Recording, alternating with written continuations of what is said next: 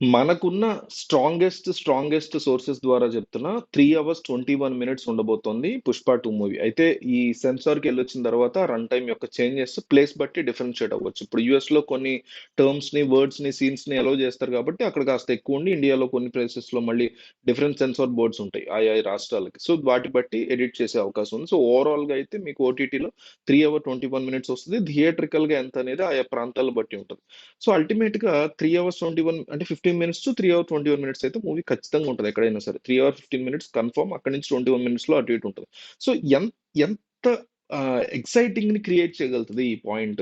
అంటే ఇంత long run టైమ్‌ని జనాలు చూడగలుగుతారా అనేది అందరికి వచ్చే క్వెషన్. ఎందుకంటే 'బాహుబలి' లాంటి ఎపిక్ హిస్టారికల్ సీక్వెల్ మూవీకే మీకు 3 అవర్సే రన్ టైమ్. పోనీ 'పుష్ప పార్ట్ 1' చూసుకున్నా 3 అవర్స్ రన్ టైమ్. కానీ ఇది ఎందుకు అంటే నాకనిపిస్తుంది ఏంటంటే పార్ట్ 2 ఆఫ్ అంటే ఫస్ట్ హాఫ్ పార్ట్ 2లోని 'పుష్ప ది రూల్' అనుకుందాం. 'పుష్ప ది రూల్' అనగానే సెకండ్ పార్ట్ గుర్తుపెట్టుకోండి. సో, 'పుష్ప ది రూల్‌లో' ఫస్ట్ హాఫ్ మొత్తం గూడా నాకు అర్థమైందేంటంటే సుకుమారు ఒక కింగ్డమ్‌ని బిల్డ్ చేయబోతున్నాడు.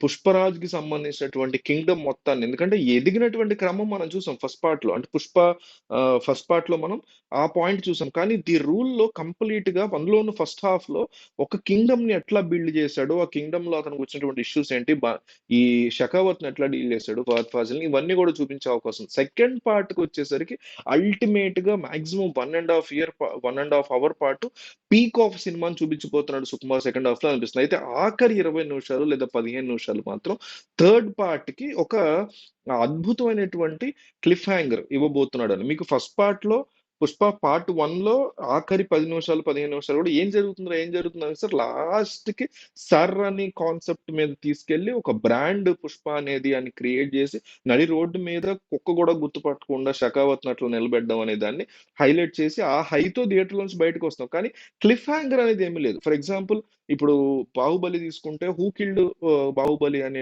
'వై కట్టప్ప కిల్డ్ బాహుబలి' అనేది biggest point. So 'Devara' cinema చూసుకుంటే కూడా ఎందుకు చంపాడు కొడుకు తండ్రిని అనేటువంటి ఒక క్లిఫ్ హ్యాంగర్. అంటే అంత సూపర్ కాకపోయినా 'బాహుబలి' లెవెల్‌లో కాకపోయినా అందులో ఒక 20% అని క్లిఫ్ హ్యాంగర్. బట్ ఇక్కడ క్లిఫ్ హ్యాంగర్ అనేదే లేదు. అంటే కానీ ఇద్దరి మధ్య ఒక పోరాటం జరగబోతోంది అనే హై అయితే ఉంది.